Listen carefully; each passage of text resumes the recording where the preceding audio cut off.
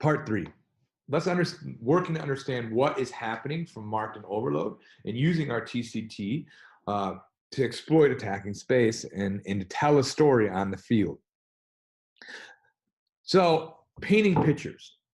Painting pictures is all about creating a mental image in your head through communication between you and your teammates. Remember, communication is give and take. You've got to be able to listen as well as speak about what the defense is doing to you and what is happening in front of you. If you can paint pictures in your mind's eye, you can concentrate on the little things, the task at hand, like catching the ball or passing the ball, those types of things, because that picture that you've painted is not going to change very often. So golden rules of attack. These are simple things to remember about rugby in general. That doesn't even need to be sevens. If you look for it, you will find it. You have to look up. You have to find space. But if you can find it, if you were looking for it, it will be there. The field is too big for it not to be. If you talk about it, they will listen for it. You have to communicate. Players are often like, oh no, I get stuck inside. A more senior player, I don't have to talk because she's talking for me. No, that senior player needs you to talk, and you need to create good mental kinetic memory around playing rugby. Always talk. And if you talk about it, they will listen for it. You'd be surprised how often you just say something and your teammates will react to it or hear you. So just talk more. If you move the ball to it, you will score it. This is one thing that players often tend to struggle with. They think that they are faster than the ball. That's just not true. The ball moves faster than the player. Rely on your pass. That's why we spend so much time on our fundamentals.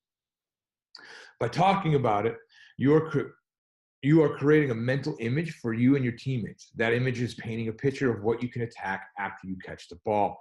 Again, we want to paint pictures. So paint pictures with your words. Start talking about it. They're overloaded. We're marked in the middle. We're overloaded out wide. We had the chance. Let's get that ball moving.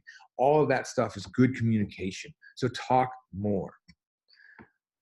And remember, if you talk, you don't make mistakes. You just have happy accidents. You'd be surprised about what happens when you talk about something and you're able to create something from what might have been perceived as nothing. You just need to talk about your support, about what the defense is giving you by using their TCT visualization cues. Good. So what's happening here? Let's talk about it and let's create some situations on the field. Right here, we're looking at it. If we use our TCT, you're going to see that they've allocated 4 defenders around that breakdown. They have a guy in there contesting right here, okay? And they have a sweeper back here as well as a pocket right there. So if we use our T, we're marked in close. We're marked in the center of the field, the crossbar, and then we are overloaded out wide. Now, this is where players get confused. They sometimes think that, oh no, we're marked in the middle and we're marked in close, so therefore we're just marked. No, we have to understand that there's 3 different areas of the field. You can be marked and overloaded at the same time. We just have to be smart about where we're being marked and overloaded at, and we have to listen so we know where to attack. So in this situation, where is the easiest chance to attack the defense and score tries? Out wide. Once you hear an overload call, the overload call trumps all other calls. The ball should be ran through the hands out to the last 2 attackers here and attack this space where there is no defenders. Guys, I know it is easy as that. You just have to talk about it and listen and then react to what your teammates are telling you. Okay? So, second situation. What is happening here? If we start with our T, we'll see that they've put a pocket there. They have a defender into the ruck. They have a defender into the ruck contesting. They have one out wide, and they've built a flat line here. There's no sweeper. They're playing 7-up defense, which is great. So if we're using our TCT, we start with our T here. Our T is marked. We see that we are marked on the inside. Our C is marked. We're marked in the center of the field. The T out wide is we're marked. So we're marked across the field. They put 7 up. This is a different situation, maybe one that you didn't expect to see in this beautiful little slide presentation here.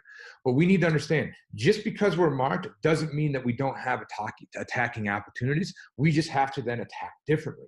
What we have to do in a marked across the field situation is we have to get dynamic. We have to create traffic to get into space and to create our own space. I'm using this crazy traffic circle or intersection as just an imagery for you to understand that. If you look at those two taxis squirting through there, look at them. They're not slowing down. They're creating opportunities and they're looking for the space. Everybody in this image here is looking to get into the space without slowing down and attacking. But they're using each other to create and exploit space. Guys, nobody listening to this doesn't know how to switch, doesn't know how to loop, doesn't know how to bungee, doesn't know how to be dynamic. If you're dynamic at the line, you win the point of contact. If you win the point of contact, you're going forward. If you're going forward, you're getting closer to your try line. It's as easy as that. But we just need to understand that if we're ever put into a marked situation across our TCT, we have to attack that line with vigor. Look at how none of these cars are slowing down. And we have to be dynamic to win the point of contact to move downfield. So the last situation, what's happening here? If we start with our T and our T's down at the breakdown, we'll see that they still have the pocket. The players remove themselves from the or they have the sweep, and the players in the pocket, and they've spread out their defense. It's a traditional 6 up, 1 back defensive formation here. So if we use our TCT, we'll see that there is an exploitable space. I'm interested to notice if you've seen it. T, we're marked out wide. Sure, I've switched the pattern, but it's to demonstrate and highlight something. C, they're marked in the middle. T, we're overloaded. What? How are we overloaded? Is there anybody sitting in this blind space? Guess what? That's an attackable situation for these 3 players involved in the ruck to get around that edge and attack the weak side. I know it's sneaky, but it's stuff we have to be looking for. That's why we always start at the breakdown and work out. Because if we look at the breakdown, we see there's nobody in the blind, we can attack that blind. Guys, it's all about communication and all about looking for what we need to see to score tries. So we've talked about what could go right. We need to be honest with ourselves that things can go wrong. What can go wrong often with the TCT marked and overload situation and painting pictures is if we have poor fitness, we're going to have a lack of concentration, okay? Your body needs oxygen to perform. If you're not fit, your body's going to be fighting for that oxygen and allocating that oxygen away from your brain, okay? So take time and invest in yourself and invest in your fitness. Poor communication. If you don't talk, we lack pictures. It's a poorly painted picture. We don't want to create poorly painted pictures. We want to create beautiful pictures so we know what we're doing. So we have to talk, get into the habit of communicating. Poor discipline, okay? Poor discipline can look like this. Everybody here has heard of try eyes.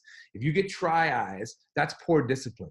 If you hear an overload out wide, but you think that you can take the middle gap against 3 defenders, that's poor discipline. You have to listen and play with your teammates inside the system. Poor practice.